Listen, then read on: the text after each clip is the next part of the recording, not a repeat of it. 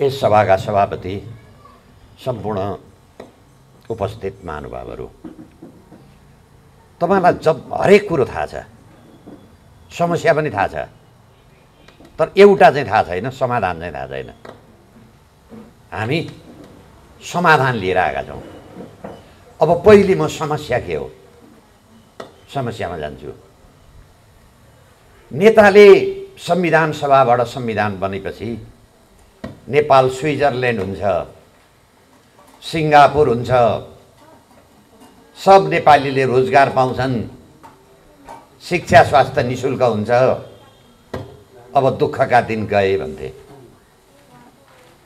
त्यो अपेक्षा बमोजिम जनताले नेताले भने बमोजिम गरी पनि दिए। बन्दुक बोके ज्यानै मार्न तयार भए, मरे पनि 17,000। जुलुस लगाइदिए, नारा लगाइदिए, टायर बालिदिए। के का लागि भने राम्रो भविष्यका लागि। भयो त राम्रो भविष्य। कति वर्ष भयो यी नेता? शेरबहादुर देउपा 46 सालको गृहमन्त्री थिए। 46 सालमा झलनाथ खनाल कृषि मन्त्री थिए। 47 सालतिर अघि 46 सालमा केपी शर्मा ओली मन्त्री थिए। जम्मै थिए नि।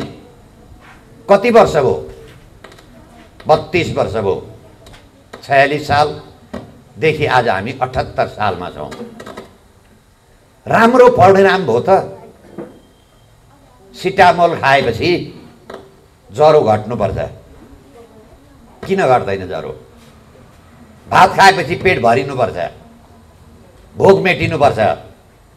तर किन भोक मेटिँदैन? किन पेट भरिँदैन? भर्न त भरिएको छ, कसैको त भरियो नि। विदेशबाट पैसा आएको छ, खोलो बगे जस्तै गरी। हामीहरूले कर तिरेका छौँ। एउटा मोबाइल थिच्छौँ, त्यहाँ पनि कर लाग्छ। एउटा चाउचाउको पोको खान्छौँ, त्यसमा पनि कर तिर्नुपर्छ। तपाईँ हामीले कपडा लगाएका छौँ, त्यसमा पनि कर तिरेका छौँ। यो करको पैसा कहाँ जान्छ? तपाईँलाई म फेरि पञ्चायतको समर्थक होइन, म बहुदलीय व्यवस्थाको पक्षधर मान्छे। तर तुलना गर्दाखेरि 46 साल अगाडि विकासका संरचना हेर्नुहोस् त, कति थिए? जति अहिले कोरोना कालमा हस्पिटल जति छन्, त्यही कालमा बने। सडक हेर्नुहोस्, महेन्द्र राजमार्ग, पृथ्वी राजमार्ग, कान्ति पथ लगायत जति छन् सडक, त्यही कालमा बने।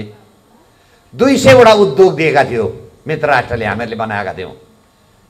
जनताले राम्रो चाइनिज इँटका घरमा बसुन् भनेर चाइनिज इँटा टाइल कारखाना थियो। नेपाली जनताले राम्रो लेखुन् पढुन् भनेर भिरकुरी कागज कारखाना खोलिदिएको थियो। नेपाली जनता गाडी चलाउँछन् चक्काका लागि, टायरका लागि गोरखकाली रबर उद्योग खोलिदिएको थियो। काठमाडौँ भक्तपुर जानका लागि बिजुलीको गाडीमा चढेर जाउन्। म पनि त्यो ट्रली बस चढेको छु। ट्रली बस थियो। नेपालीले कपडा लगाउन् भनेर हेटौँडामा कपडा उद्योग खोलिदिएको थियो। एउटा पनि बाँकी छैन।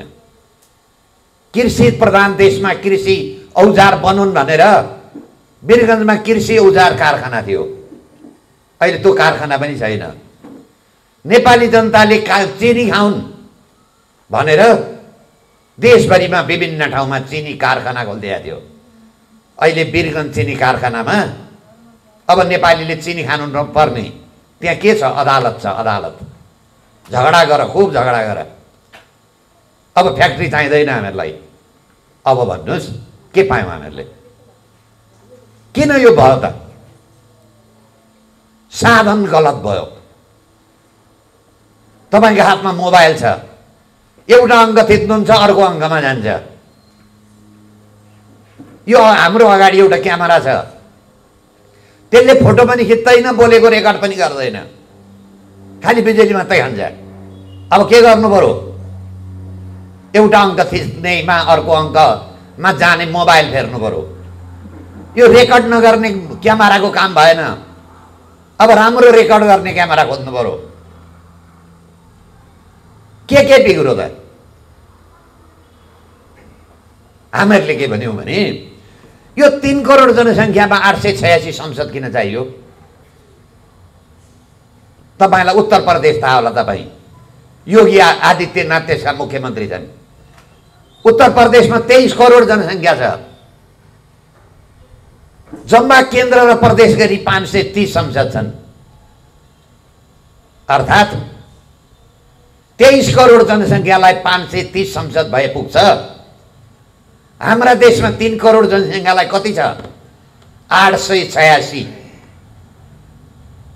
23 करोड जनसङ्ख्या भएको उत्तर प्रदेशमा मन्त्री कति छन्? 45 जना। 1 करोड जनसङ्ख्यालाई 2टा चाहिँदो रहेछ। 23 दूना 46। हाम्रो देशमा 3 करोड जनसङ्ख्यामा 144 मन्त्री छन्। यो देशमा 8वटा राष्ट्रपति छन्। प्रदेश प्रमुख त्यहाँको राष्ट्रपति। विराटनगरमा एउटा अधिकारी छन्। 2 नम्बरमा के मिश्राजी छन्। पृथ्वीनारायण शाहको फोटो हटाइदिए अस्ति 2 नम्बरबाट। यहाँ पनि अर्कै चाहिँ छन्। यहाँका प्रदेश प्रमुख कता विराटनगर के अरे हेटौडामा 8वटा सभामुख छन्। 8वटा चाहिँ तपाईँको उपसभामुख छन्। चाहिन्छ हामीहरूलाई यो?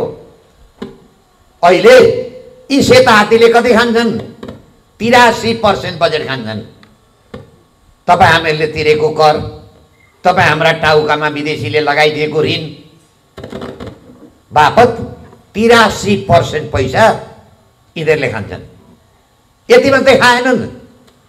अहिले भर्खर झलनाथ खनाल किडनीको औषधि गरेर आए।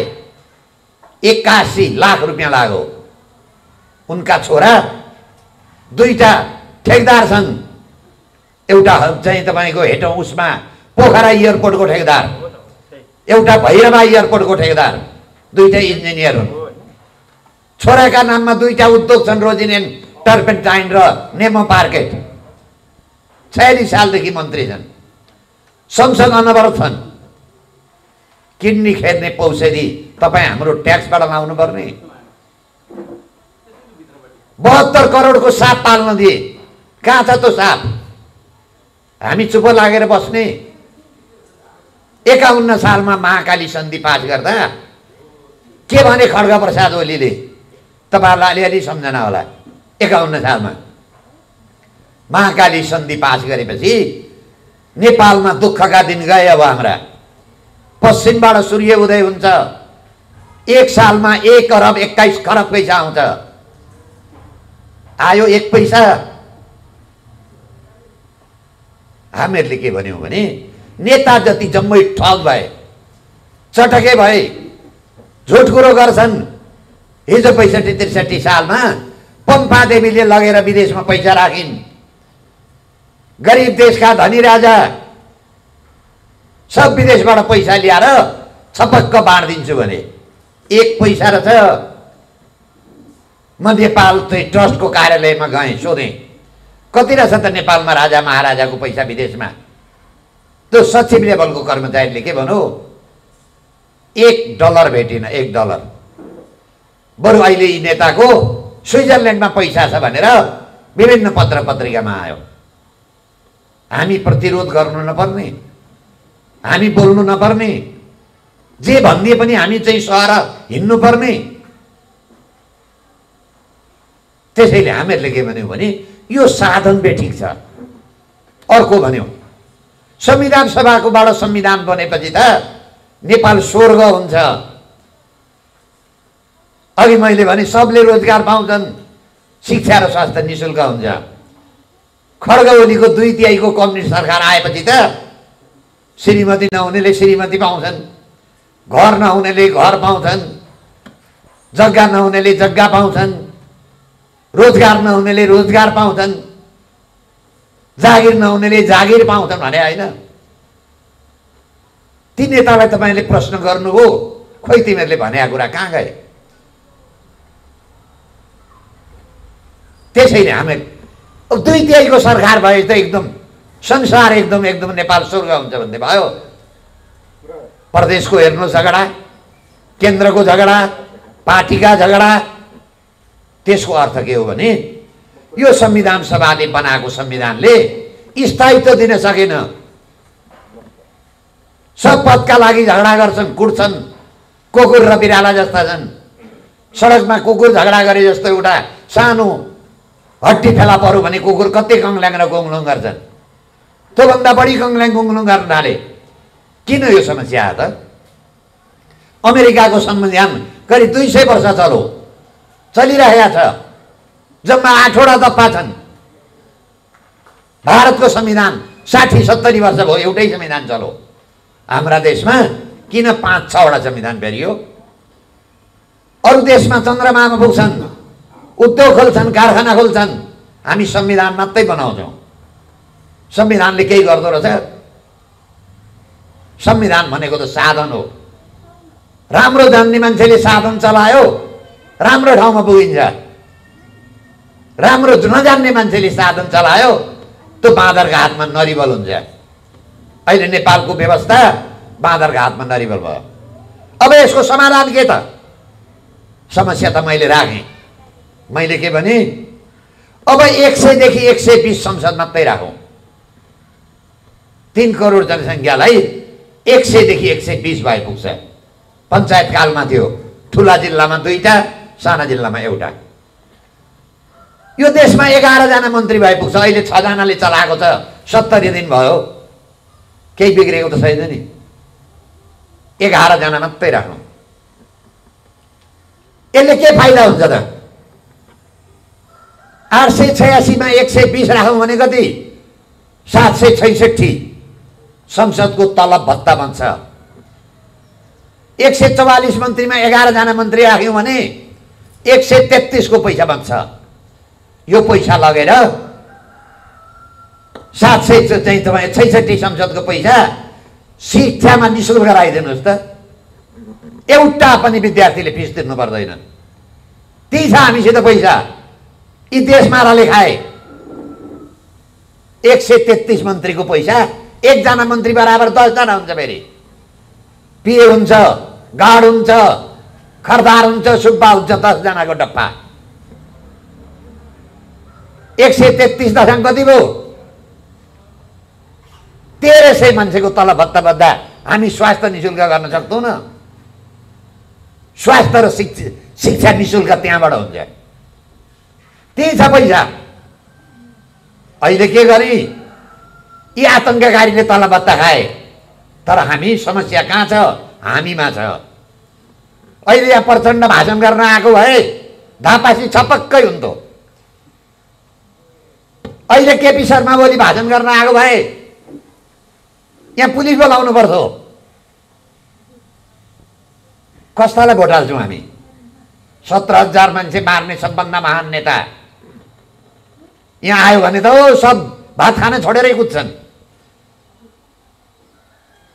नेपालको पैसा विराटनगरबाट काठमाडौँ लाँदा पूर्णिमामा लगेर लुटेर खाने काङ्ग्रेस हाइज्याकर ऊ प्रजातन्त्रवादी भएर बसेका छ। लुट्न पाइन्छ, सरकारको पैसा लुट्न पाइन्छ। अनि सुत्या ठाउँमा टाउको काट्ने महान राष्ट्रवादी नेता। 2/3 भोट दिए नेपाली जनताले। त्यसैले म बारम्बार भन्ने गर्छु, कोदो रोपेर धान फल्दैन। हामी नेपाली जनता के रोप्छौँ? रोप्ने बेलामा कोदो, अनि के अपेक्षा गर्छौँ? बासमती धान फलेन, बासना फलेकोलाई आउने भात खान पाइएन। बासना आउने बासमती धान खानका लागि बासमती धान रोप्नुपर्छ। रोप्ने बेलामा कोदो रोप्ने अनि धानको अपेक्षा गर्ने। हामीभन्दा संसारमा मूर्खको हुन्छ भन्नुहोस् त? भोट हाल्छौँ हाइज्याकरलाई, भोट हाल्छौँ मान्छे मार्नेलाई, नेता बनाउँछौँ मान्छे मार्नेलाई, अनि हामी विकास खोज्छौँ। जसले जे जानेको छ त्यही नै जान्न गर्छ। बिजुली बनाउने मिस्त्रीले धारो बनाउन जान्दैन, टोयलेट बनाउने मिस्त्रीले बिजुली बनाउन जान्दैन। देशमा विकास चाहिन्छ, कानुनको शासन चाहिन्छ भने त्यस खालका मान्छे छनौट गर्नु पर्यो, त्यस खालका पार्टी छनौट गर्नु पर्यो। तर दुर्भाग्य, चितवनमा बाँदरमुढेमा जसले बस पड्काएर मान्छे मारो त्यसैको श्रीमतीले माओवादीलाई भोट हालेको छ, त्यसैको बाउ मरेको छ, छोराले भोट हालेको छ। त्यसैले हामी के भन्छौँ भने समस्या हामीमा छ। कहिलेकाहीँ सायद प्रचण्ड भन्छन् जनतै खराब भए, जनता खराब भएपछि हामी खराब भइहाल्छौँ भने सही कुरो भने। अरू देशमा संसारमा कहीँ छ मान्छे मारेर प्रधानमन्त्री हुन पाउने, मान्छे मारेर नेता हुन पाउने? कहीँ छ? उदाहरण खोजिदिनुहोस् त। अहिले त मोबाइलमा सर्च गर्न पाइन्छ, कहीँ छ? छैन नि, नेपालमा छ।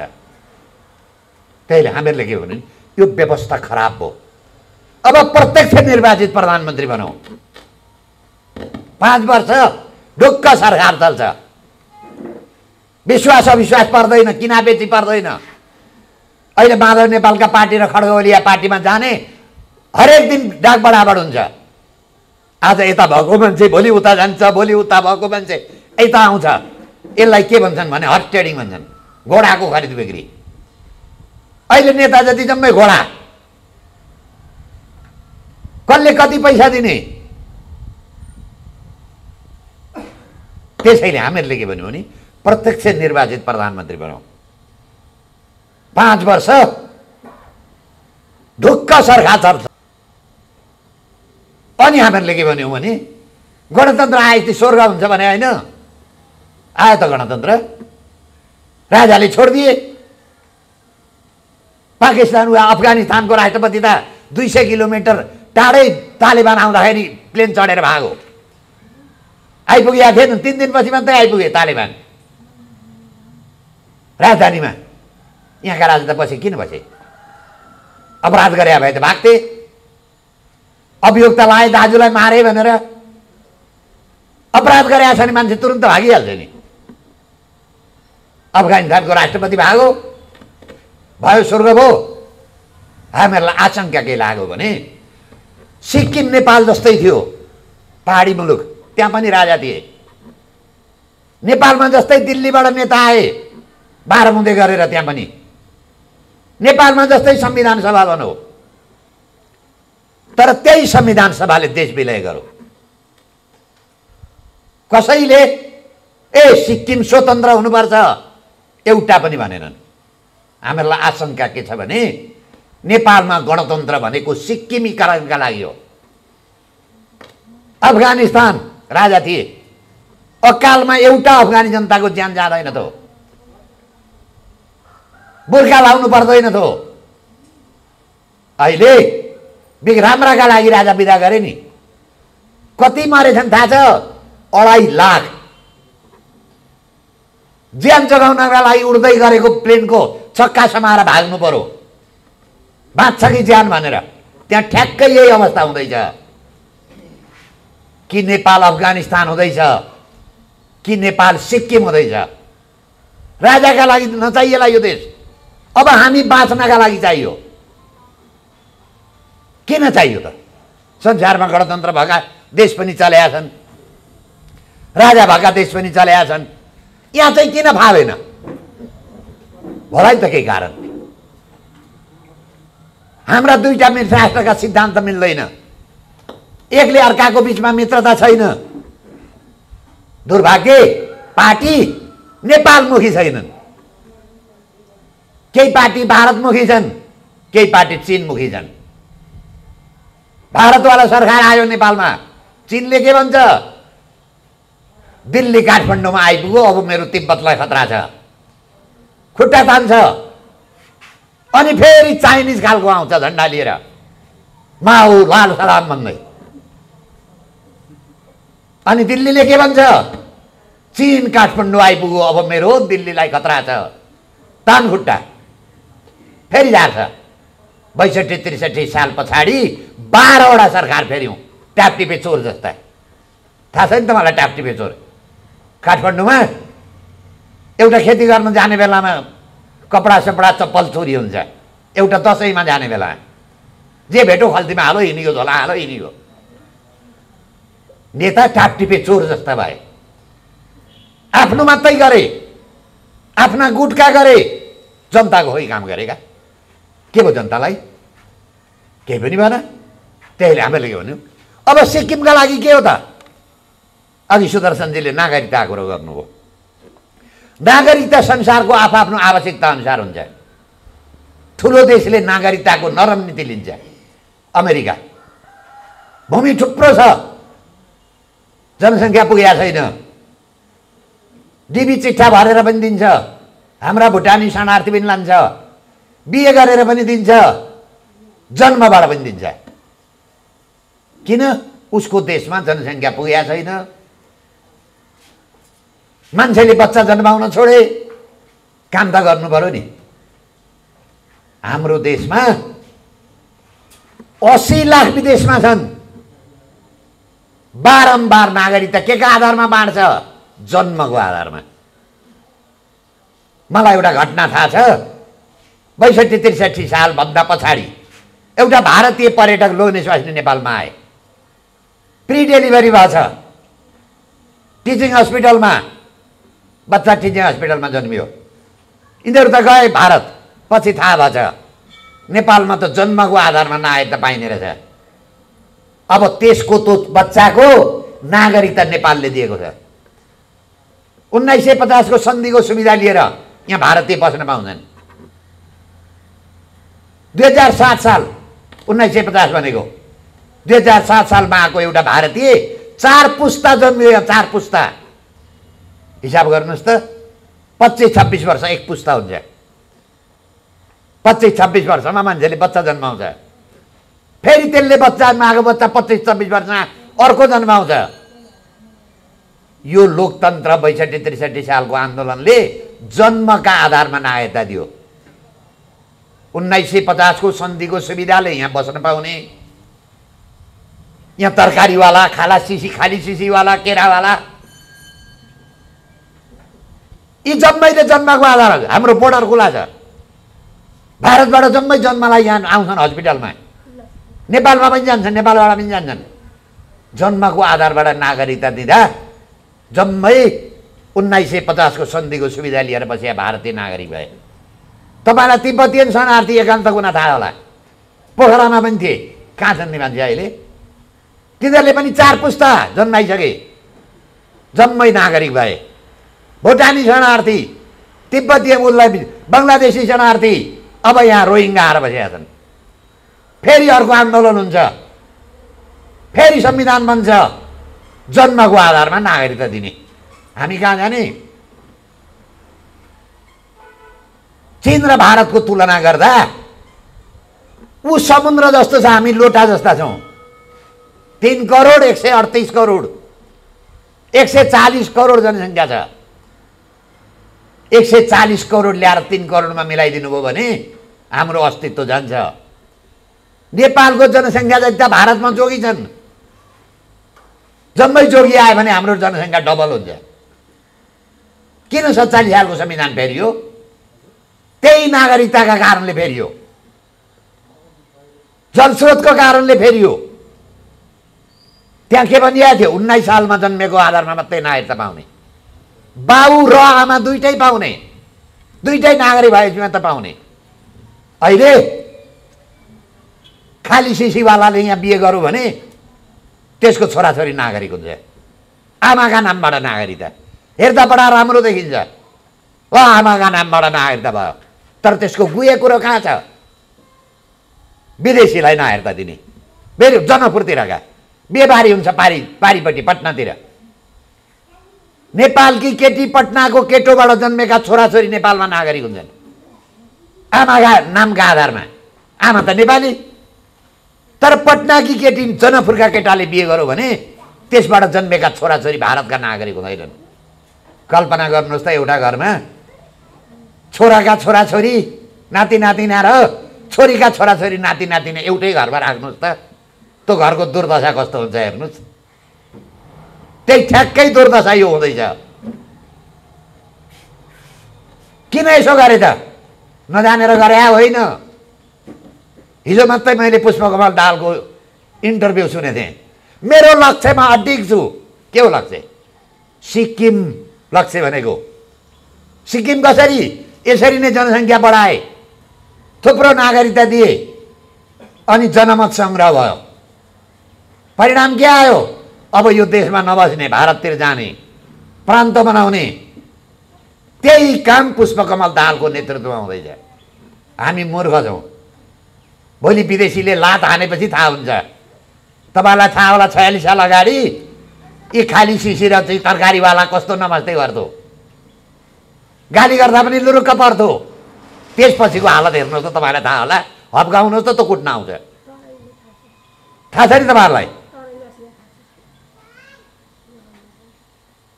के पायौँ त हामीहरूले? त्यसैले हामी के भन्यौँ भने हरेक एङ्गलबाट यो व्यवस्था असफल भयो, नेता असफल भए, पार्टी असफल भए। अब दुईटा माध्यमबाट यो व्यवस्था जान्छ। एउटा माध्यम आन्दोलनबाट, तर दुर्भाग्य हामी आन्दोलन गर्दैनौँ पैसा नदिकन। भारतले पैसा पठाइदियो, काङ्ग्रेसले ब्याङ्क लुट्या पैसा, हाइज्याक गरे पैसा र माओवादीले ब्याङ्क लुट्या पैसा दियो भने हामी बस चढेर जान्छौँ। यहाँ बस पठाइदिउँ त धापासीमा, कति आन्दोलन चढ्दा रहेछन्। तर हामी आफ्ना लागि गर्दैनौँ। उखान छ नि नेपालीमा, सिकर्मीको भर्याङ बिग्रिया हुन्छ अरे। आफ्नो भर्याङ बनाएर पैसा आउँदैन नि, अर्का मात्रै बनाउँछ। कपडा सिउनेको कपडा फाट्या हुन्छ अरे। आफ्नो कपडा सिउँदा त पैसा आउँदैन नि, अर्का मात्रै सिउँछ। हामी नेपाली वास्तवमा भाडाका चिज भइसक्यौँ। हाम्रो देश बचाउन पनि अरूले पैसा दिनुपर्छ, अरूले बस चढाइदिनुपर्छ, अनि भोट लगाइहाल्छौँ। जसले बेलुका 1 गिलास रक्सी खुवाउँछ, 1 प्लेट मासु खुवाउँछ, त्यसैको जय भनेर अहिले जाउँ त यहाँ प्रचण्ड र चाहिँ खड्ग ओलीको जुलुस आओस् त, कति पुरुक पुरुक उफ्रिन्छन् झन्डा लिएर। जबसम्म ती उफ्रिने मान्छेको विवेक पलाउँदैन, यो देशको हालत योभन्दा खराब हुन्छ। के अर्को उपाय? कम्युनिस्टमा हामीहरूले 2 दिइदिउँ। तपाईँहरू जस्ता मान्छे आउनु त हामी 2 दिइदिन्छौँ।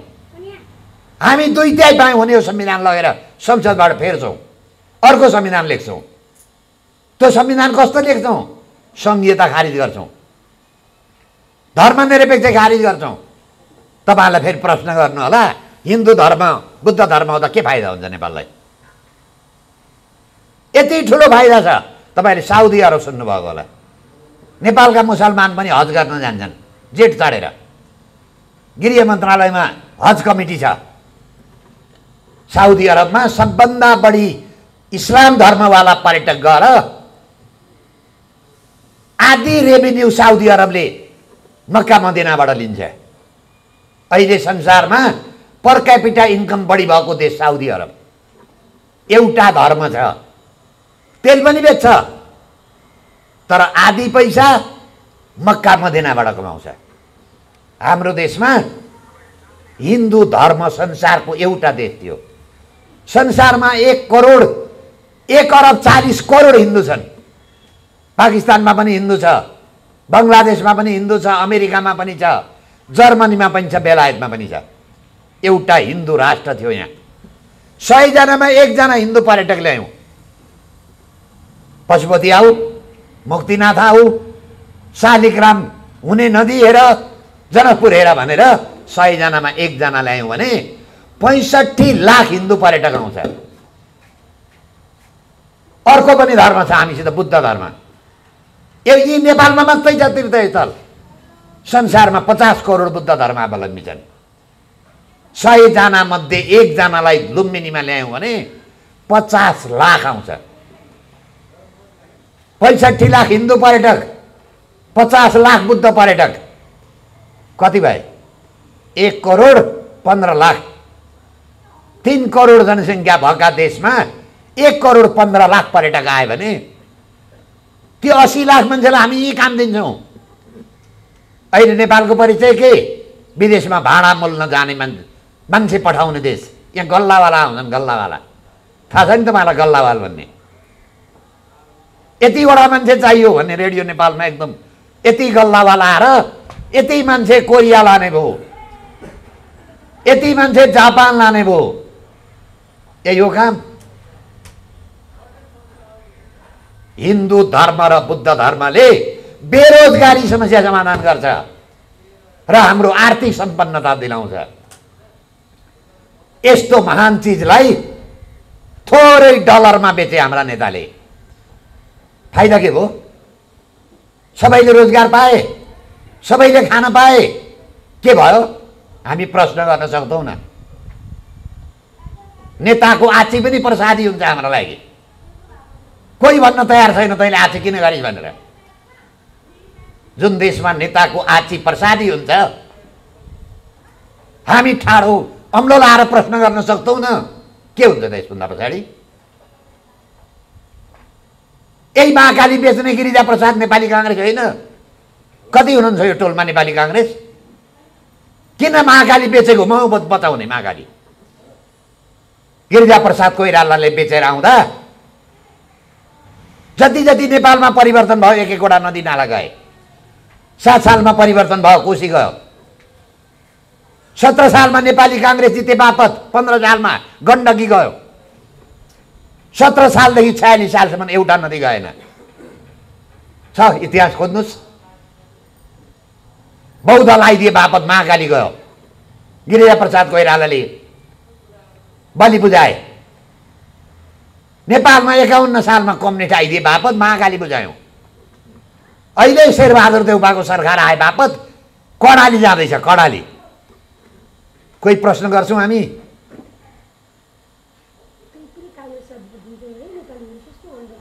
मेरो त्यति मात्रै तपाईँहरूलाई प्रश्न गरे। हामीसित विवेक छैन। हामी के मरेका लास भइसक्यौँ? मरेका लासले त घोचे पनि भन्दैन, ऐया भन्दैन, हत्ता भन्दैन, चितामा लगेर डढाए पनि केही भन्दैन। हामी पनि वास्तवमा चितामा लागेका लास भइसकेछौँ। जे गरिदिए पनि हुने। किन आएको त लोकतन्त्र बोल्नलाई, नारा जुलुस गर्नलाई आएको होइन? त्यसैका लागि जुलुस आएको होइन तपाईँहरूले? त्यो प्रयोग नगर्ने तो हक। त्यसैले हामी के भन्छौँ भने कुनै पनि कोणबाट हेर्दा हामी ठिक बाटोमा छैनौँ, गलत बाटोमा गइराखेका छौँ। जनताका समस्या छैनन्, समाधान भएका छैनन्। मैले मात्रै 1 दर्जन नागरिकता मुद्दा लडेँ। मैले नलडेको भए 10 करोड जनसङ्ख्या भइसक्थ्यो। नेपाली अल्पमतमा पर्थे। थिएन, काङ्ग्रेसका वकिल थिएनन्, बुद्धिजीवी थिएनन्, कम्युनिस्टका थिएनन्, माओवादी थिएनन्। किन प्रश्न उठाउँदैनन्? 12 बुद्धे दिल्ली सम्झौता गरेका छन् यिनीहरूले। 17,000 मार्ने बन्दुक नेपालका के मकैका बोटमा फले? कहाँ फले ती बन्दुक? त्यही बन्दुकको ज्यालातिर यिनीहरूले। त्यही पनि हामी प्रश्न गर्दैनौँ न। त्यसैले हामीले के भन्यौँ भने अब मैले यो देश बचाउन अदालतबाट 30-35 वर्ष काम गरेँ, तर अब निष्कर्षमा कहाँ पुगेँ भने अब अदालतमा पनि पार्टीका झोलेहरू आइसके। अब जनताले यो देश बचाउँछन्, नभए देश बचाउने हैसियत कोही पनि छैनन्। युवा के भन्छ? 17-18 वर्ष एसएससी पास गरे बित्तिकै ल्याङ्ग्वेजमा धाउँछ, अमेरिका जानुपर्ने। अलिकति माथिको पढे लेखेका छैन, कहाँ जान्छ? वैदेशिक रोजगारको कार्यालय कहाँ छ? मेन पावर कम्पनीमा धाउँछ। नेता कसको काम गर्छन्? विदेशीको। त्यही हामीले के भन्यौँ भने नेपालका लागि नेपाली। हामी नेपाल गएर कोरिया विकास गर्न सक्छौँ, मलेसियामा गएर ठुल्ठुला रङ्गशाला बनाउन सक्छौँ, 50 तले घर बनाउन सक्छौँ, सडक बनाउन सक्छौँ। यहाँ चाहिँ किन सक्छौँ न? पहिले नेपाल बनाऊ।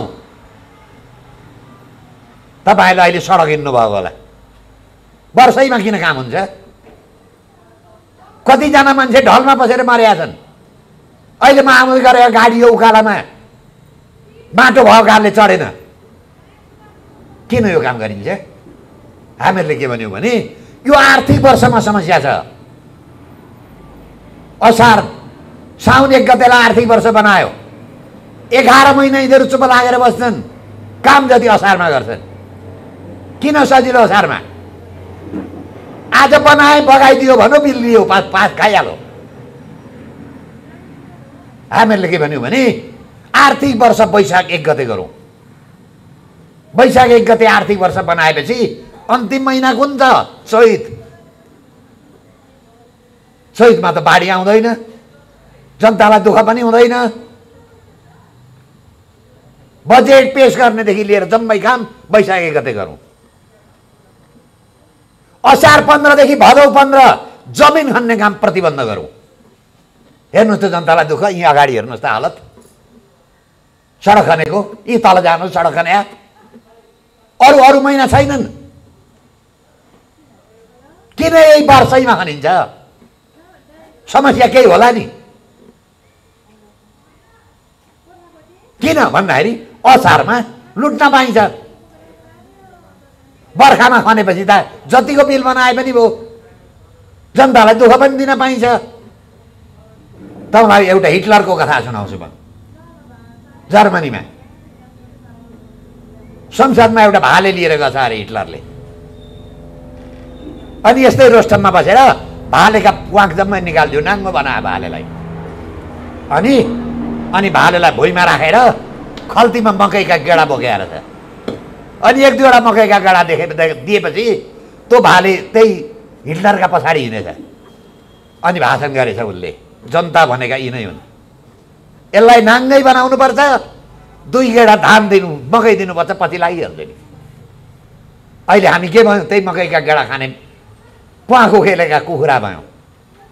काङ्ग्रेस र कम्युनिस्टले बेटला भट्टीमा मासु खुवाइदिन्छन्, रक्सी खुवाइदिन्छन्, त्यसैका पछाडि हामी कुदेका छौँ।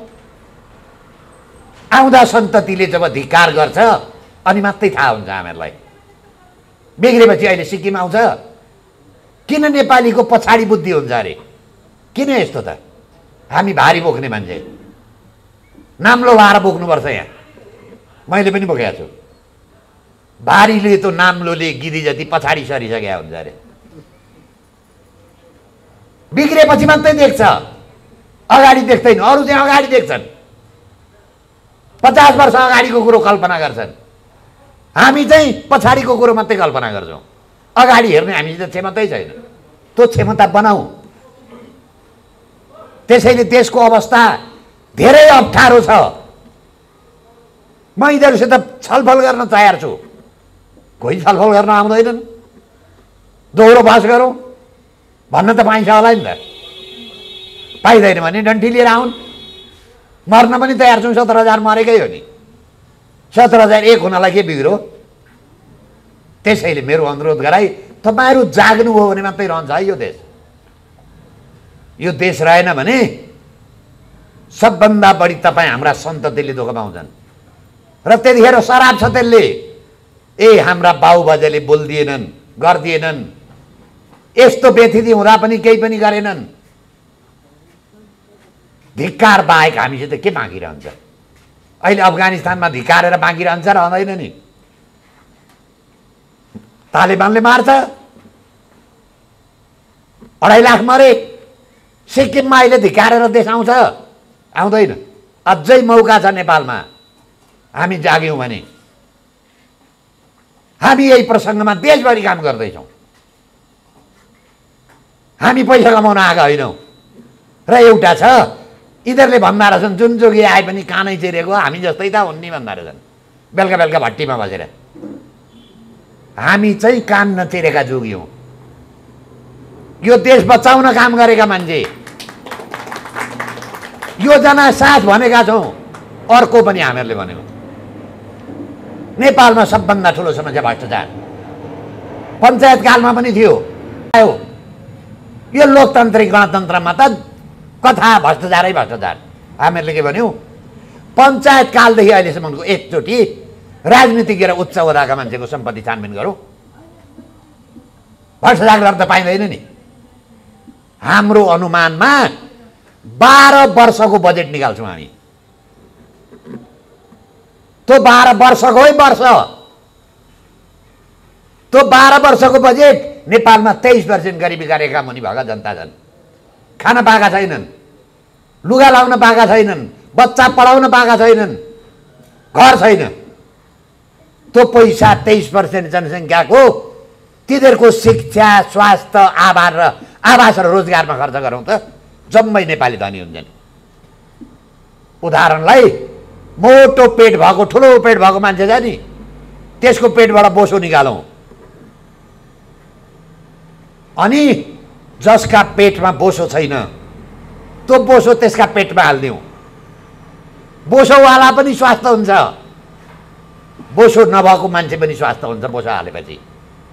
कोही छ त सही योजना? अहिले समाजमा सबभन्दा बढी भ्रष्टको माओवादी 1 नम्बर, 2 नम्बरको एमाले, 3 नम्बरको काङ्ग्रेस, 4 नम्बरमा मात्रै कमल थापा एन्ड कम्पनी पुगे। पहिले यिनीहरू नै भन्थे पञ्चले डुबाए भनेर, हामी पनि भन्छौँ, तर उछिने अब एकताल साफ गर्नुपर्छ। तपाईँ हाम्रो कपडा फोहोर भयो भने धुनु पर्यो, जिउ गनायो भने नुहाउनु पर्यो। अब एकचोटि नेतालाई र उच्च ओदाका मान्छेलाई नुहाउनुपर्छ, नुहाउनु सफासँग। अब दसैँ आउँदैछ, आन्द्रा भुँडी धोको तपाईँलाई उदाहरण थाहा होला, खसीको माथिबाट गिलासबाट पानी हाल्दै धुँदै अनि पछि भुटुन राम्रो हुन्छ। अब त्यसरी धुनु पर्यो, तर तपाईँले साथ दिएन धुने। साथ कसलाई दिनुहुन्छ? त्यही भट्टाचारीलाई, त्यही देशद्रोहीलाई। उनले भन्यो भने जुलुसमा आइ पनि दिनुहुन्छ। अघि मैले भने यहाँ अहिले प्रचण्ड आएको भए यो छपक्कै 50,000 मान्थे हुन्थे। त्यसैले समस्या हामीमा छ। ठन्डा दिमागले दिनको आधी घन्टा सोचौँ, काम नपाएर हामी हिँडे होइन, आफ्नो काम बिगारेर हिँड्दैछौँ। दुर्भाग्य नेपालमा मास्टर पनि हुन नपाउने मान्छे राजनीति गर्न जान्छ। डाक्टर हुन पाउँदैन, इन्जिनियर हुन पाउँदैन, सरकारी जागिर खान पाउँदैन, पुलिसमा पाउँदैन, मास्टरमा पनि पाउँदैन। प्रचण्ड गोर्खामा मास्टर थिए अरे, निकालिदिएपछि बन्दुक बोक्न हिँडे। धतुरो रोपेर गुलाब फल्छ, मालदा जातको आँप खान मन छ भने मालदा जातको आँप रोप्नुपर्छ, भोगटे रोपेर आँप फल्दैन। काम नलाग्ने काहीँ मान्छे मार्न जान्ने बाहेक अरूलाई कसैलाई नपत्याउने भोट नहाल्ने, त्यसलाई समर्थन नगर्ने, अनि राम्रो भएन भनेर फोन मार घरमा बसेर गुनासो गर्ने। हाम्रो काम त त्यही नै छ अहिले। साथीभाइ भयो जब बिग्रो भनौँ, राम्रो गरेन भनौँ, राम्रो गर्ने बाटा नलाग्ने। त्यसैले तपाईँहरू प्रण गर्नुभयो, आज जति मान्छे हुनुहुन्छ धेरै त हुन्छ, यो टोललाई छपक्क दिनमा 10 जनालाई कन्भिन्स गर्नुहोस् त। हामी यहाँ मात्रै होइन, आज देशभरि कार्यक्रम भइरहेछ, हामी धेरै धेरै कुद्दैछौँ, हिँड्दैछौँ, तर तपाईँहरूको समर्थन भयो भने न हो। मधौरीले माड खायो भने न धामीको केही लाग्छ, मधौरी चाहिँ माड खाँदैन, दाँत किटेर बस्छ, डाक्टरले औषधि लियो बेलुका भट्टीतिर बसेर रक्सी खान्छ, अनि त्यो बिरामी बाँच्छ? बाँच्दैन। बिरामी नबाँच्नु भने देश नबाँच्नु हो। यो देश बचाउने काम हाम्रो हो। त्यसैले मेरो निवेदन गराई आज यो कार्यक्रम गरिदिनु भयो। हाम्रो सुदर्शन थापाजी, राजुजी यति खटिराख्नु भएको छ, उहाँहरू उहाँलाई सहयोग गर्नु न तपाईँहरू। उहाँहरूले भ्रष्टाचार गर्नु भने मलाई भन्न आउनुहोस्, म ठेगा लाउँछु। तर गर्छु भन्ने मान्छेलाई धेरै खट्नु भएको छ, मैले धेरैको नाम लिइनँ, देशभरि खट्नु भएको छ। आज सुरेन्द्र भण्डारीजी गौर जानुभएको छ। अब यो सकेर म काभ्रे जान्छु। आज म नेपालगञ्जमा हाम्रो चाहिँ मैले कार्यक्रम सभा हुँदैछ, देशभरि हुँदैछ, हामी चुप लाएर बसेका छैनौँ, तर साथ तपाईँले दिनु पऱ्यो नि। हुन त हो, तर पैसा पनि दिँदा रहन्छन्, रक्सी पनि खुवाउँदो रहन्छन्, बस पनि चलाउँदो रहन्छन्। मान्छे मार्ने भए पनि कमसेकम बेलुका यसो तातो तातो त हुन्छ नि, प्रचण्डै ठिक भनेर लाग्नु भने त केही लाग्दैन। हाम्रो लुटिया पैसा छ, बाउको घडेरी बेचे होइन, झगर बेचे होइन, ब्याङ्क लुटिया पैसा हो, देश लुटिया पैसा हो। उनकै बाबुरामले भने नि, पुष्पकमल दाहालले क्यान्टनमेन्टमा 34 अरब, कति हुन्छ अरब सोध्नुहोस्, एमसेलमा 72 अरब खाए भन्छ। बाबुराम हो, पार्टनर उनीहरूकै हो, सापको खुट्टा त सापैलाई थाहा होला नि त। त्यसैले मेरो निवेदन गर है, यति धेरै भयौँ हामी 62-63 सालमा गिरिजा प्रसाद कोइराला रत्न पार्कमा बस्दा 20 जना थिए, पल्टो त 20 जनाले देश। हामी किन नसक्ने? प्रण गर्नुहोस् त, 1 वर्षमा उल्टाउँछौँ हामी। तर साथ दिनु पर्यो नि त तपाईँहरूले। ईश्वरै पोखरेल एकदम महान नेता त्यो भन्नुहुन्छ नि हाम्रो के लाग्छ? लाग्दैन। तपाईँ कोदै रोप्नुहुन्छ भने त जाँड खानुहोस्, कोदो रोपेपछि त त्यही जाँड न हुन्छ, भात त बन्दैन। अहिले नेपाली जनताले गरे त्यही हो। त्यसैले यो कार्यक्रम गरिदिनु भयो र बोलाइदिनु भयो यो आयोजक सम्पूर्णलाई र तपाईँहरूलाई सुनिदिनु भयो। कटु लाग्यो होला, मिठो लागेन होला। यहाँ हिजो बेलुका तपाईँको उसमा भट्टी खोलेर रक्सी खुवा भए आज 400 मान्छे हुन्थे। यहाँ कस्ता नेता हुन्छ, रक्सी चाहिँ खुवाउँदैनन्, अलिअलि पैसै बाँड्दैन, लाग्यो होला तपाईँहरूलाई पनि। त्यो हामी गर्नेवाला छैनौँ। त्यसैले सुनिदिनु भयो, धन्यवाद। म बिदा हुन्छु। झापासीकै बासी हो म। तिलिङडाँडा स्कुलबाट मैले एसएलसी पास गरेको। अघि हाम्रो एकजना सरले एउटा प्रश्न गर्नुभयो, यतिजना पार्टी यतिका पार्टी छन्, तपाईँहरू केमा फरक भन्ने कुराहरू गर्नुभयो। वास्तवमा म तिलिङडाँडा स्कुलमा पढ्दै गर्दा सायद 8-9 कक्षा कतिमा पढ्दै थिएँ। एकजना दाइ आउनुभयो, घाँस बाँस कपास फ्री गर्छु भने 46 साल अगाडिको कुरा गर्दैछु म अहिले। घाँस बाँस कपास सबै चाहिँ नि फ्री गर्नुपर्छ, राज्यले यो गरेको छैन, हाम्रो सरकार आएपछि गर्छ भन्नु। हामीले ताली बजाएर हामी बच्चै अब 7-8 कक्षामा पढाएको थियौँ। विडम्बना अहिले उहाँ नै घाँस बाँस कपास बिन भनेर हिँड्नु भएको छ। यो सपना देखाएर सत्ता आरोहण गर्ने र काम गरेर सत्ता आरोहण गर्नेमा फरक चाहिँ यहीँनिर देख्छु म। वास्तवमा 46 साल ल्याउनुको कारण के थियो भन्ने भित्री कुराहरू अझै पनि प्रष्टसँग अगाडि आइसकेको छैन, अझ आउनु बाँकी नै छ। त्यसपछि 63 किन परिवर्तन भयो त्यो पनि अझ आउनु बाँकी छ। सायद अघि हाम्रो बालकृष्णज्यूले भन्नुभएको जस्तै 63 आउनुको कारण अब बिस्तारै देखिँदैछ त्यो कुराहरू। अझ पनि हामी सजग भएनौँ भने देखिन्छ पनि। मलाई एकजना मित्रको एकदम याद आउँछ जहिले पनि। तत्कालीन अवस्था माओवादीको कट्टर विरोधी मान्छे हुनुहुन्थ्यो मेरो साथी, एकदम परम मित्र, जुन जनयुद्ध कालको कुराकानी आउँछ त्यसपछि पनि एकदमै विरोध गर्नुहुन्थ्यो। उहाँ चितवनको हुनुहुन्थ्यो, हाम्रो प्रचण्डजीको क्षेत्रको।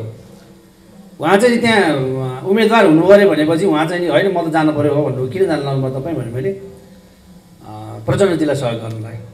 अनि मैले तपाईँ अहिलेसम्म हामीसँग डिबेट गर्दा पनि त्यो पार्टीको यति ठुलो विरोधी मान्छे आज प्रचण्डजीलाई किन सहयोग गर्न जानुभयो? भोलि त उहाँ त प्रधानमन्त्री हुनुहुन्छ, प्रधानमन्त्री हुनुभयो भने त म उहाँको निकट हुन चाहन्छु र मेरा धेरै कुराहरू उहाँले गरिदिनुहुन्छ। वास्तवमा हामी यही अल्मल्ल्या छौँ सबैजना। अल्मल्नेकै यही हो।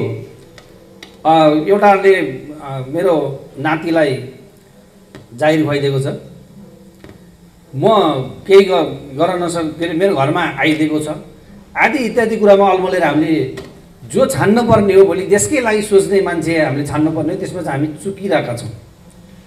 यो यथार्थ हो, हामीले भोगिरहेको कुरा हो, हामीले गरिरहेको कुराहरू हो। आज पनि हामी यहाँ जति पनि उपस्थित छौँ, एउटा उम्मेदवार जो स्वच्छ छविको छ उसलाई चाहिँ जिताउनुभन्दा पनि यसले यो जितेर के नै हुन्छ अथवा यसलाई दिएको भोट त खेर जान्छ, किन भोट हाल्ने हामीले यसलाई, यो मेन्टालिटीबाट हामी ग्रसित छौँ।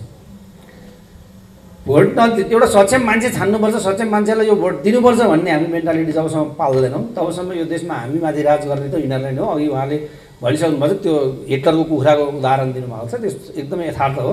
वास्तवमा हामीलाई हिटलरको कुखुरा नै बनाइएको छ। त्यो कारण के हो भने हामी आफै हौँ, हामी दुईवटा मकैमा रमाइरहेछौँ। प्रचण्डजीको अथवा प्रचण्डजी अथवा चाहिँ गिरिजाप्रसाद कोइराला आदिलाई हामीले त्यहाँ पुऱ्यायौँ, यहाँसम्म लिएर आयौँ हामीले। अनि तपाईँकै पार्टी चाहिँ किन त्यो नगर्ला भन्ने जुन प्रश्नहरू आउँछन्, उहाँहरूले मात्रै गर्नुभएको छ, पटक पटक आउँछ यी प्रश्नहरू। आदरणीय बालकृष्ण न्यौपानेज्यूलाई मैले एउटै फोरमा फर्स्ट टाइम भेट्दैछु म, र उहाँका यो देशप्रतिको योगदान मलाई सबै थाहा छ। सायद हजुरहरूलाई उहाँलाई अर्को एउटा नामले पनि बोलाइदिन्छ, उहाँले बिर्सिसक्नुभयो कि मैले चाहिँ सम्झाएको छु। म सानै थिएँ, उहाँले चाहिँ मुद्दा लड्दाखेरि रिट कृष्ण न्यौपाने भनेर उहाँको चाहिँ नि नाम प्रख्यात थियो। जब जब देशघाती सन्धि हुँदै गर्थ्यो उहाँ रिट लिएर जानुहुन्थ्यो सर्वोच्चमा। जब जब के अरे जनतामा चाहिँ पर्ने खालका चाहिँ कुनै नागरिकता विधेयकका कुरा त्यो बेला पनि उठेका थिए, उहाँ चाहिँ रिट लिएर जानुहुन्थ्यो र उहाँलाई चाहिँ रिट कृष्ण न्यौपाने भनिन्थ्यो। अब उहाँ जस्तो मान्छे, हुन त म यो पार्टीको कुनै साङ्गठनिक सदस्य होइन, म केवल बाहिरबाट हेरिराखेको छु कुन पार्टीले के गर्छ भनेर। अब उहाँ जस्तो मान्छे लागेर यहाँसम्म हामी बाटोमा आइपुग्नु भएको छ र यो देशलाई केही गरेर केही गर्छु भनेर लाग्नु भएको छ भने अब उहाँ जतिको मान्छेलाई हामीले विश्वास नगर्ने, फेरि पनि हामी त्यहीँ आयौँ हाम्रो मानसिकता होइन। मैले व्यक्तिगत रूपमा उहाँलाई चिन्दिनँ, म आज मात्रै मेरो एउटै फ्लोरमा भने कुराकानी भएको आज मात्रै हो, तर उहाँलाई मैले बालकृष्ण न्यौपाने भन्दा पनि म रिट कृष्ण न्यौपानेबाट चिन्थेँ मैले ऊ बेलादेखि। 46 साल पछाडिको जति पनि जनघाती चिजहरू चाहिँ त्यो तत्कालीन सरकारले लिएर आएको छ त्यसको रिट लिएर गइहाल्नुहुन्थ्यो भनेर उहाँले लगेको रिटको चाहिँ फेरिस्ता हेर्ने हो भने पनि 80-90 वटा कति भने जस्तो लागेको छ मलाई। अब त्यो त उहाँले भन्नु होला, भन्नुहुन्छ होला यहाँहरूलाई। त्यसले गर्दाखेरि के छ भने यो चिन्तन सबै घर घरमा हुनु जरुरी छ। हामी देशको लागि समग्र देश एउटा राम्रो नेता लगेर प्रधानमन्त्री बनाइदिउँ भने त तपाईँ हाम्रो सबै आवश्यकता पुरा गरिदिइहाल्नुहुन्छ नि एउटा सिस्टममा ल्याइसकेपछि। त्यो सिस्टममा ल्याउने कसले हो भन्दा सक्षम मान्छे र एउटा कुशल ड्राइभर चाहिन्छ नि, जरुरी छ। अब एकचोटि हाम्रो बालकृष्ण न्यौपानेज्यू र चाहिँ प्रचण्डको चाहिँ एकचोटि हामी चाहिँ तुलना गरेर हेरौँ न कि मान्छे मार्ने चाहिँ योग्यता हो र। जनकपुर सन्धि हुँदै गर्दाखेरि उहाँले रिट लिएर जानुभयो मलाई याद छ। मान्छे मारेर यो ठाउँमा स्थितिमा आएर पनि मान्छे मार्दाखेरिका देखाएका सपनाहरू यदि प्रचण्डजीले पुरा गरिदिनु भएको हो भने हामी यहाँ बसेर यो कुरा गर्नु चाहिँ मूर्खाइ हो, हाम्रो मानवता छैन हामी भन्नुपर्छ। तर खोइ त पुरा भएको। मैले भने घाँस बाँसको आवाज फ्री गर्छौँ भनेर जो दाइ आउनुभएको थियो अहिले उहाँ नै घाँस बाँसको लागि चाहिँ लडिरहनु भएको छ। मभन्दा 10 वर्ष चाहिँ ठुलो हुनुहुन्छ उहाँ।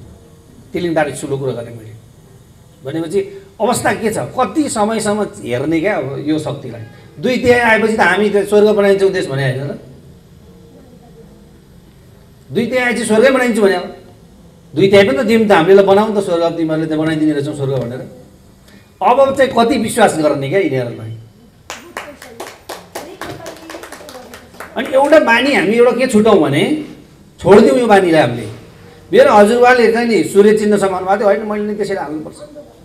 यो बानी हामी छोडिदिउँ। सक्षम नेता आउनुहुन्छ नि जुनसुकै पार्टीको तपाईँको छेउमा आओस् उसलाई जिताउन तपाईँहरू लाग्नुहोस् न, हामी लागौँ न। एउटा सक्षम मान्छे त्यहाँ पुग्यो भने पनि धेरै कुरा हल्लाउँछ त्यहाँनिर होइन। यो चिज जरुरी छ, जरुरी देख्छु म। हामी जित्दैन भनेर भोट हाल्दैनौँ। त्यसमा बरु नजितोस् न उसले, कम्तीमा तपाईँले हालेको भोटको दुरुपयोग त भएन त। त्यो त तपाईँ आत्मसन्तुष्टि लिन सक्नुहुन्छ नि त सही मान्छेलाई दिँदाखेरि। गलत मान्छे त्यहाँ पुगेपछि के हालत हुन्छ भने देखिरहनु भएको छ त यहाँहरूले। यहाँ हामी जति त भुक्तभोगी को छ यो अहिले यो नेपालमा त, यो जेनेरेसन जति भुक्तभोगी होइन। अवस्था के हो भने कम्युनिस्टहरू धर्म मान्दैन भनेर भन्नुहुन्छ क्या, मलाई चाहिँ एकदम सही लाग्छ। यहाँहरूलाई चाहिँ कस्तो लाग्छ थाहा छैन, उहाँहरू एकदम सत्य बोल्नु भएको हो। जसले धर्म मान्छ उसले कुकृत्य गर्दै गर्दैन क्या। यसकारण कम्युनिस्टहरू के भन्छ हामी धर्म मान्दैनौँ, डराउँछन् उनीहरू धर्मसँग। गलत काम गर्नुपर्छ अनि कसरी हुन्छ। अहिले 5-10 मिनट अगाडि बोलेको ऊ त्यहाँ गएर ढाँट्नु छ, देश लुट्नु छ, खानु छ। अहिलेसम्म देखिए यही होइन। त्यसले गर्दा के भन्छ कम्युनिस्टहरूले धर्म मान्दैनन् भने उहाँहरूले एकदमै सही कुरा गर्नुभएको हो। धर्म मान्नुहुन्न उहाँहरूले। टिका लाउनुहुन्छ भने उहाँले ढोङ्गी गर्नु भएको हो, पूजापाठ गर्नुहुन्छ उहाँले ढोङ गर्नु भएको हो, त्यो मान्नुहुन्न उहाँहरूले। यदि धर्म मानिदिनु भएको भए यो देश यस्तो हुँदै हुँदैन। यो 2/3 सरकार आएर यस्तो हालत हुन्थ्यो अहिले हाम्रो नेपालको। हिजो काम गर्न पाइनँ भने होइन। त्यसैले मैले भन्नु खोजेको कुरो के भने चाहे सानो पार्टी होस् चाहे ठुलो पार्टी होस्, एकचोटि उम्मेदवार हेर्नुहोस्, उसका हिजोको विगत हेर्नुहोस्, विगत हेरेर भोट हाल्नुहोस्। त्यो उम्मेदवारले जितेन तर तपाईँ आनन्दले बस्नुहोस्, मैले दिएको भोटले कम्तीमा पनि त्यो फडा आएर त्यहाँ जे काम गरेर चाहिँ मेरो चाहिँ उपस्थिति छैन है भनेर तपाईँ त सन्तुष्ट हुन सक्नुहुन्छ नि त। आज अरू केही गर्नु पर्दैन, यो देशबाट यति मात्रै गराइदिनुहोस्, यहाँ गराउन सकौँ हामीले। सूर्य चिन्ह एमालेलाई दिन छोडिदिने र रुख चिन्ह उसलाई दिन छोडिदिनुहोस्। 50% चेन्ज आउँछ उसमा के अरे चुनावी परिणाममा। मान्छे एक दिन अगाडिसम्म 1 घन्टा अगाडिसम्म सूर्य चिन्हलाई गाली गरेर मान्छे त्यहाँ जाँदै जाँदै गर्दाखेरि भोट हाल्छ, कसलाई हाल्छ, सूर्य चिन्हलाई हाल्छ, बाहिर आएर के भन्छ मेरो त हातै गएन अरूतिर भन्छ क्या। हातै गएन अरूतिर मेरो त सूर्यमै गयो बालेन त्यही गरे यो देश अघि बालकृष्णजीले भन्नुभएको जस्तो यो स्थितिमा ल्याउने सबभन्दा महत्त्वपूर्ण जिम्मेवार मान्छे भनेको सबभन्दा नजिकको मान्छे भनेको तपाईँ हामी हो क्या हामी हातै जाँदैन राम्रो मान्छेलाई हाल्नलाई चिन्नै चाहिन्छ हामीलाई चिन्नमा जोसुकै होस् आज स्थानीय निकायको चुनावमा पनि हेर्यौँ भने कतिजना हामीले चिने मान्छेलाई जिताएर जितायौँ त हामीले छैन जिताएको हामी सूर्य हेरेका छौँ सूर्य चिन्ह हेरेका छौँ त्यति हो कति त हाम्रो भूगोलै थाहा नपाएको हाम्रो चाहिँ नि टोखा नगरपालिका भूगोल कहाँसम्म हो भने थाहा नपाएको मान्छेले जितेर आउनुभएको छ कारण के हो भने सूर्य चिन्ह रुख चिन्ह ल्याएको छ धेरै समय मैले लिन यहाँ फेरि हजुरहरूको समय लामो समय पनि भइसक्यो म बोल्न भनेर आएकै होइन वास्तव भन्नुपर्दा तैपनि यहाँ नबोलिकन मलाई एकदमै ऊ भएन एउटै कुरो अध्यक्षज्यू यहाँ हुनु न मलाई एउटा क्वेसन गर्न मन लागेको थियो एउटै क्वेसन गर्न मन लागेको छ अध्यक्षज्यूलाई म यहाँ बस्दा बस्दै वक्ताको रूपमा पनि भन्दा म अडियन्सको रूपमा एउटा क्वेसन चाहिँ उहाँलाई गरेर गर्छु त्यसपछि म स्टप हुन्छु अघि उहाँले गर्नुभएको कुरोमा एउटा कुरो के सत्यता छ भने पार्टी 100 कति छ भनेर कुराकानी आएको छ 96वटा छ उहाँले गरेको कुरो केही कुरामा म के सहमत छु भने नेपालका लागि नेपाली हामी देवप्रकाश त्रिपाठीको सायद अहिले भर्खरै एउटा के समथिङ के अभियान भनेर सुरु भएको छ अनि रविन्द्र मिश्रजीको एउटा साझा विवेकशील साझा सुरु भएको छ अनि अब हाम्रो डाक्टर साहबको उहाँ यो भइहाल्यो भनेपछि मैले चाहेको कुरो जरो किलो पार्टी भन्ने छ अर्को एकजना म त्यसमा पनि केही कुराहरू मैले राखेको छु उहाँहरूको सबैको एकदमै राम्रो कुराकानी यही कुराकानी अहिले यहाँ उहाँले जे भन्नुहुन्छ त्यसको फोटोकपी ठ्याक्कै भेट्छु म धेरै नयाँ खुलेका भेट्छु तर उहाँहरू एउटै मञ्चमा किन आउनु सक्नु भएको छैन म यो चाहिँ अचम्म लागेको छ मलाई चाहिँ उद्देश्य हाम्रो एउटै छ जहाँ नि हाम्रो त्यो लक्ष्य हाम्रो एउटै छ सबै चिज एउटै छ भने कतै हामी अध्यक्ष बन्ने उपाध्यक्ष बन्ने होडमा त छैनौँ सानै झुन्ड भए पनि एउटा युद्ध सरदार भन्ने अफगानिस्तानको चल्छ त्यहाँ एउटा 20 जनाको मान्छेले एउटा चाहिँ नि त्यहाँ बन्दुक लियो बोक्यो त्यो चाहिँ युद्ध सरदार भन्छ क्या झुन्ड हामी यो युद्ध सरदारको प्र्याक्टिसमा पो छु कि नेपालमा भन्ने लाग्न थालेको छ मलाई त यो कुरो चाहिँ यहाँलाई मैले प्रसङ्गभन्दा बाहिरको क्वेसन गरेँ यो क्वेसन मैले विवेकशील साझाको रविन्द्र मिश्रलाई पनि गरेको थिएँ अहिले हाम्रो अध्यक्षज्यू हुनुहुन्छ होइन हजुर होइन अध्यक्षज्यूलाई पनि मैले यहाँ क्वेसन गरेँ मैले जहाँ पनि नयाँ चिज उसमा बोलाउनुहुन्छ म पुग्छु यहाँ त कस्तो अवस्था छ भने पानी बराबरको स्थिति छ क्या यहाँ अब यो फलानु पार्टी भन्ने बित्तिकै त्यहाँ बोलाइदिए चाहिँ अर्को आइदिँदैन तर म त जसले बोलाए पनि जान्छु र आफ्नो कुरा राख्छु र यहाँलाई पनि मैले एउटा क्वेसन त्यो गरेँ त्यसको पनि यसो जवाफ पायो भने चाहिँ उहाँको के